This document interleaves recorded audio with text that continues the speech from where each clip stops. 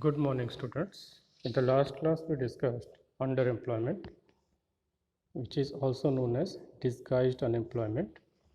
Today, we will discuss how to create more employment.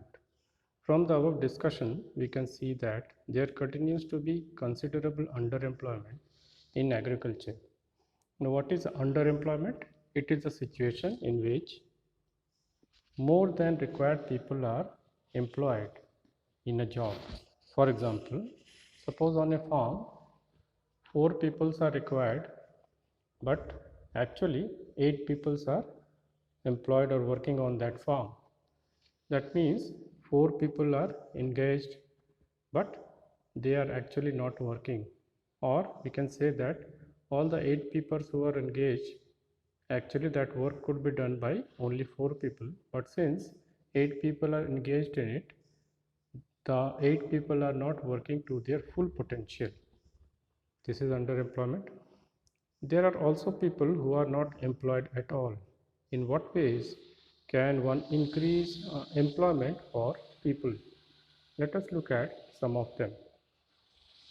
Now, there are some ways in which it is suggested how to create employment for such people who are engaged in agriculture.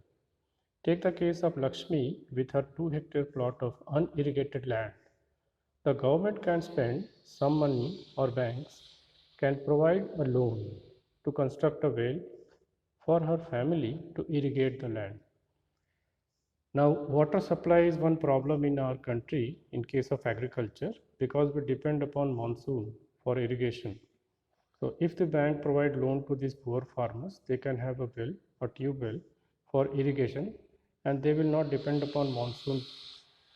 Lakshmi will then be able to irrigate her land and take a second crop, wheat. Wheat is a rabi crop in the winter season, and for wheat also we require little bit of water, not as much as rice, but irrigation is compulsory, and in the winter season there is no rainfall. So we have to provide, or the government has to provide for irrigation to these farmers so that they can take up wheat as a crop, because rice is normally grown in the rainy season. So in the rainy season they can have rice, in the winter season they can have wheat. Wheat during Rabi season, let us suppose that 1 hectare of wheat can provide employment to 2 people for 50 days, including sowing, watering, fertilizer application and harvesting. So 2 more members of the family can be employed in her own field.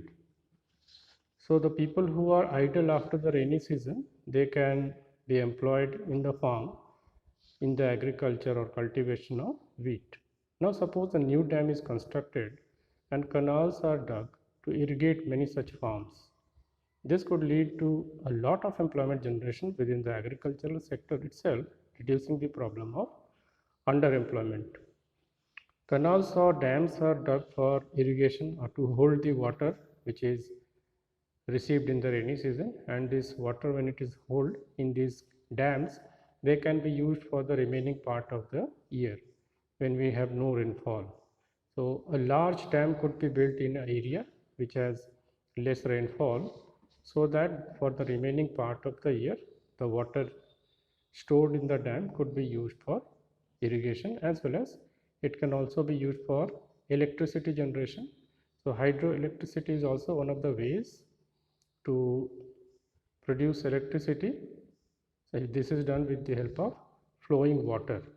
So when a dam is constructed, many people get employment. So this could lead to a lot of employment generation within agriculture sector, reducing the problem of underemployment. That means the people who are engaged in their farm but actually doing nothing, they can work in the construction field and get employment. Now, suppose Lakshmi and other farmers produce much more than before. They would also need to sell some of this. For this, they may be required to transport their products to a nearby town. So here you can see transportation sector is also having some employment, because when the farmer is producing, they have to sell the output in the town. So from Village to town, when they have to transport the goods, they require transportation facility, which is a tertiary sector activity. If the government invests some money in transportation and storage of crops or makes better rural roads, rural means village, if the government makes better the village roads so that mini trucks reach everywhere, several farmers like Lakshmi, who now have access to water, can continue to grow and sell these crops. So many more farmers who are actually depending upon monsoon for irrigation, if they will get some loan from the farmer and have a well in their farm to irrigate their land, then they will not depend upon the monsoon and they can grow crops twice or thrice in a year. So between the Rabi and Kharif season, they can also grow potatoes between October and December. So like this, multiple crops can be grown on the same farm and the extra output could be sold in the market. Lakshmi, now who now have access to water, can continue to grow and sell these crops. This activity can provide productive employment to not just farmers but also others such as those in service like transport or trade. So when the trucks will run on the roads, mini trucks or lorries will run on the roads, the transporters will get some job, the drivers of trucks will get some job, then laborers will also get some job who will carry the load from the truck to the godown, and the traders who are engaged in buying the goods from the farmers and then selling it to the customers in the market. So they will also get some jobs. So several types of new job opportunities arise when government invests a small part in financing the farmers. Lakshmi's need is not confined to water alone. To cultivate the land, she also needs seeds, fertilizer, agricultural equipment, and pump sets to draw water. Being a poor farmer, she cannot afford many of these. So she will have to borrow money from money lenders and to pay a high rate of interest. So we will see that in case of farmers who depend upon the money lenders, village money lenders or landlords in the village for taking loan, they have to pay high interest because the interest is charged on month basis. And if the loan is provided by the government through the banks, they will be charged very low rate of interest, which is nearly 10% only. But in case of landlords, even if he charges 5% in a month, in the year that will be 5% into 12, that is 60%. So normally the rate of interest is very high in case of landlords or money lenders. If the local bank gives her credit means loan, at a reasonable rate of interest, she will be able to buy all these in time and cultivate her land. This means that along with water, we also need to provide cheap agricultural credit to the farmers for farming to improve. So along with water, if the government provides loan for constructing a well or tube well, that will help them, but they also need some loan for other things like purchase of fertilizers. They may require loan for purchase of tractors and other implements, because actually the loan is taken by the farmer from the landlord to purchase seeds, fertilizers and agricultural equipments like tractors and other machines. So if this loan is provided to the farmer at a cheaper rate of interest, they would not be going to the money lenders for taking loan. We will look at some of these needs in chapter 3, money and credit. So if we talk about these farmers, we also have some news. If you go through the news or if you have heard about the news that farmers are committing suicide. So why are they committing suicide? Because actually they are not able to repay the loan. Suppose they have taken a loan of rupees 2 lakh from a local money lender in the village, but they are not able to repay the loan because the monsoons are not regular, and because of less rainfall, irregular rainfall, their harvest is very poor, and if the harvest is poor, they are not able to sell the harvest in the market, they are not getting profit, and they are not able to repay the loan that they had taken from the money lender.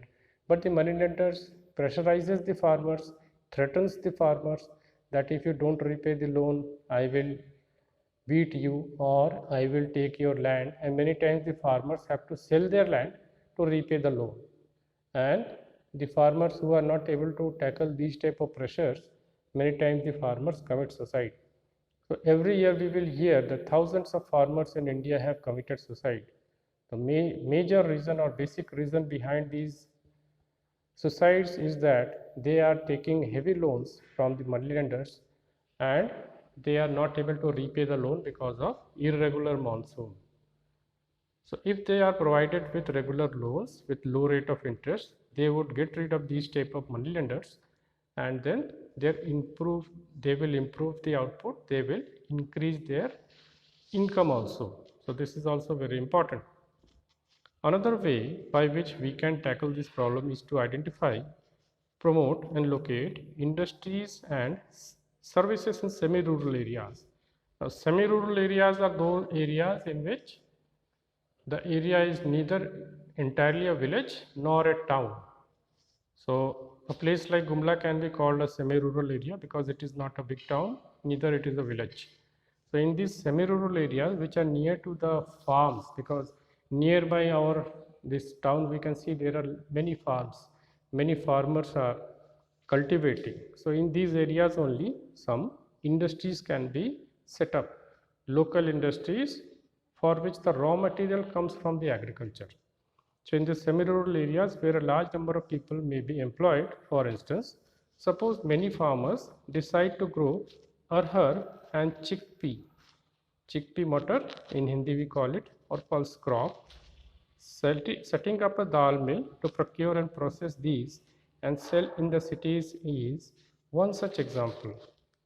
So if this type of chickpea crop is grown and that is processed and converted into pulses, so we have chickpea pulse, matar ki dal, and other pulses coming from other pulses crops that can be set up, or those factories can be set up in these rural areas.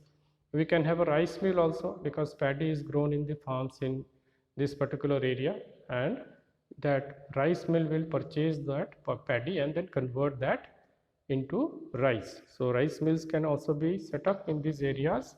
This will create a lot of employment. Opening a cold storage would give an opportunity for farmers to store their products like potatoes and onions. Now you can observe that how many employment opportunities are being created. Now if you want to store your crop in a cold storage, that is a place where the crops are kept at low temperature so that they remain fresh for long period of time. So crops like potatoes are consumed in the whole year. We all consume potatoes the whole year, but potato is actually grown in one particular season. How is it possible to do so? It is possible because the potatoes are stored in cold storage or warehouse. And like this, many crops can be kept in warehouses so that they do not perish, they do not rotten, and we can consume them in the whole year. So warehouses is also a type of service. It is a tertiary sector activity. So people who are engaged in warehouse or warehousing activities, they can also get job in that particular sector. So only increase in cultivation of crop can provide such employment. So opening a cold storage could give an opportunity for farmers to store their products like potatoes and onions. So potatoes and onions, we know that these are grown in one particular season, but they are consumed the entire year. So they can be kept in a cold storage and sell them when the price is good. And the farmers can also do that.